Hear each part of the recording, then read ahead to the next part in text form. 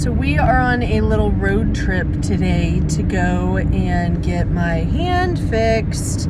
I have got to the point where I can't even grip anything because I can't move my thumb. So it's becoming a pretty big deal.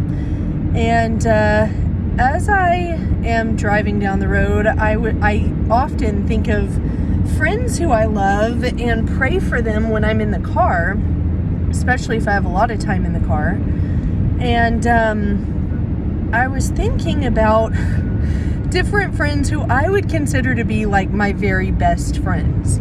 And I was like, oh my gosh, I can't believe I haven't hung out with so-and-so in 6 months, or I haven't texted my best friend, in 2 months or whatever. So I'm driving down the road thinking about how long it's been since I've hung out or interacted with some of the people who I would consider myself to be closest to. And I thought about how, this whole last year or so, I have very intentionally not planned anything.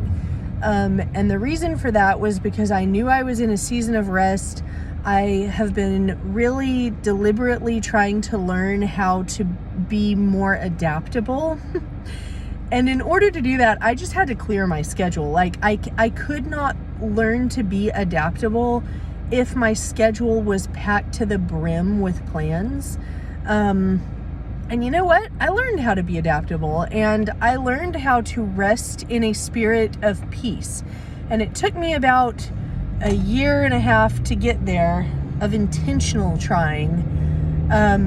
But then as I was driving and thinking about how why am I not more intentional in my relationships? And I realized, oh my gosh, it all goes back to planning. Before, when I would get together with a friend every week, or whenever I would host parties and events, or I used to set reminders in my calendar to text people. That's the only way I would remember to do it, because by nature my tendency is to be so in the moment that, and I'm naturally an introverted, so I don't crave other people. I'm very content to go, a few months or, at least a few weeks, just kind of doing my own thing. And I just don't really think about craving time with anyone. And if I am craving it, of course I'll just reach out and text. But I realized, because I haven't planned and I haven't really used my calendar much, and I've been choosing this state of peace and quiet, I've realized I haven't reached out to any of my friends. And so, as the pendulum swings, and I knew it would do this because the plan was, after I have the baby, I'm going to be intentional about my recovery. And as I can, I want to get back to a structured lifestyle with a few adjustments so that I can still maintain that flexible, adaptable lifestyle. And I think I'll find the balance as I build back up. And the whole point of, I guess it's not my balance anymore. Now it's kind of what does my child need? What does my husband need? And learning how to structure a lifestyle around these people who I love and how they want to live life. As a single person, it didn't really matter if I filled my schedule all the time. And quite frankly, I think I needed to, because the pain of being single was so intense that I had to stay busy. Because when I didn't, I would fall into unhealthy habits and addiction and stuff like that. So it served a purpose, but now that I am naturally busy because I have a husband and a baby and 2 dogs and a cat and a house and, all these things that require a lot of upkeep, I'm finding as I build back up, it looks different. But I think I'm also learning to appreciate the scheduling all the more and in a different way. So that's kind of what I was thinking, was just how scheduling can be such a blessing to relationships. And, we have some family members and people in our lives who they don't want to schedule, they don't want to take the time or make the effort or, live by that measure of discipline. And, I really don't want to either. I like kind of just waking up and doing whatever I want to do, but that's not how life works. And if you want to add things into your life, if you want to work out and have a Bible study and have fulfilling friendships and go to church and run a business and be a good parent, all of those things, and care for your animals, do your household responsibilities, all of those things require intention, and they require setting regular time aside to make those investments in different ways. And without that, it's very hard to get traction and to make improvement in your life. And the reason I'm saying all of that, it's more obviously like a verbal vomit, but it does make me appreciate the intention behind scheduling all the more, because if I'm taking time to schedule something, it means that it holds value and it holds weight, and it also means that I am carving out space and holding every other priority, every other value, every other desire, every other pursuit back so that that thing can have a place within my time. So, whenever I take time to schedule working out or going to church, I'm saying no to a bunch of other things. Whenever I take time to hang out with a friend, I'm saying no to time with my family or to cooking or to cleaning or, other things that I deeply value. So in my opinion, choosing to schedule those things is a way to say this holds one of the greatest values in my life. Because whatever time you give, we all have the same 24 hours in a day. So when you give your time, you can't ever get that back. Money is different because you can learn to make money upon money. You can learn to multiply your money. You can learn to make money when you're not working. But time is something you can never get back. Everyone has the exact same amount, within a day. And if it's not spent wisely, and if it's not prioritized wisely, there are direct impacts on what your life is going to look like. And you want to have balance, because if you don't start prioritizing, your health or your family, relationships, your spiritual life, your environment and how you build your environment, all of those things really do add up to have profound implications for better and for worse.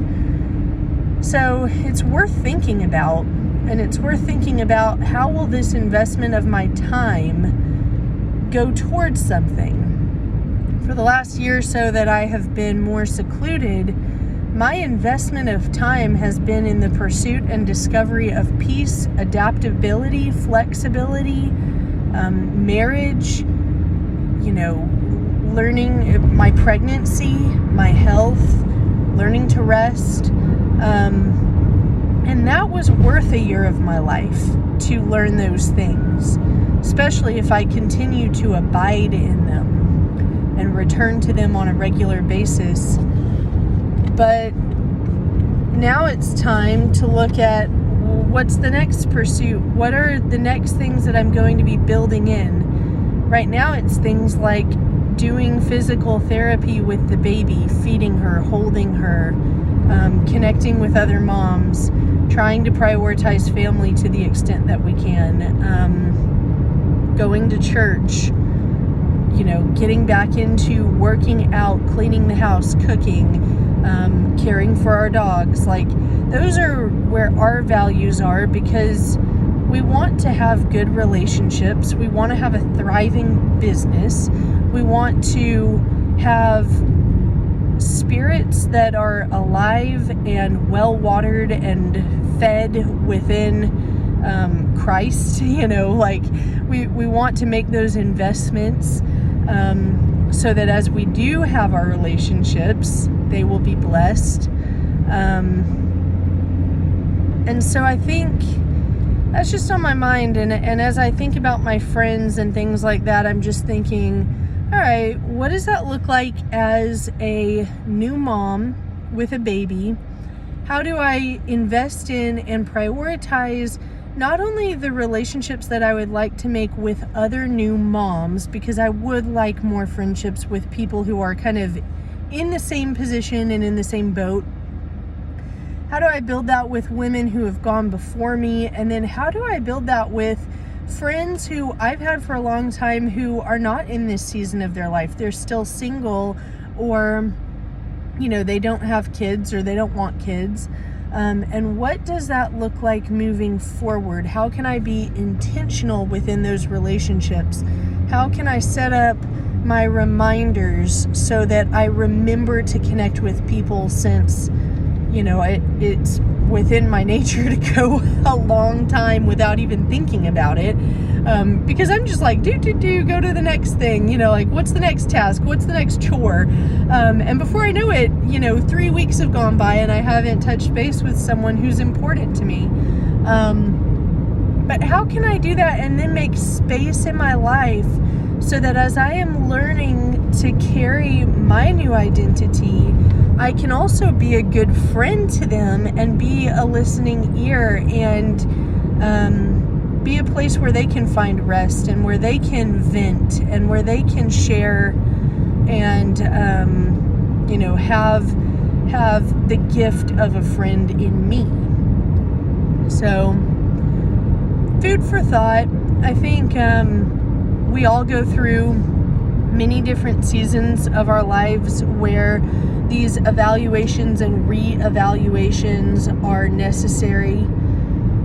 And when you have young children and as you're building a family, those seasons change rapidly. So, a year from today, I'll be in a different season of my life, whether it be because my baby is older or be because I'm pregnant or just had another baby.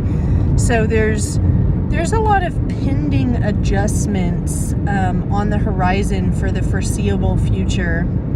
And I really want to remember that as I make my commitments and make my plans and get back into good habits, that this is for this season. And if this season changes in 3 months, then I'm still ready to adapt without it being such a big dramatic deal. So, thoughts on time. There you have it.